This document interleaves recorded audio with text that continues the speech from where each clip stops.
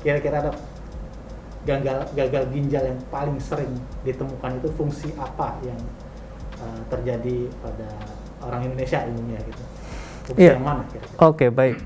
Jadi sebenarnya kalau kita ditanyakan sebagai penyebab dari gagal ginjal yang paling sering itu sebenarnya di kita itu sebenarnya penyakit autoimun ya. Kalau bahasa kedokterannya glomerulonefritis kronis. Itu penyebabnya penyakit autoimun. Jadi si sel tubuhnya itu sendiri menyerang selnya sendiri. Makanya kita sebut sebagai autoimun. Nah, yang kedua biasanya terkait dengan pola hidup kita, yaitu diabetes. Dan berikutnya bisa hipertensi. Tapi kalau di laporan kita di Indonesia sebenarnya hipertensi menjadi penyebab gagal ginjal nomor 1. Tapi sebenarnya kebetulan ketemunya hipertensinya.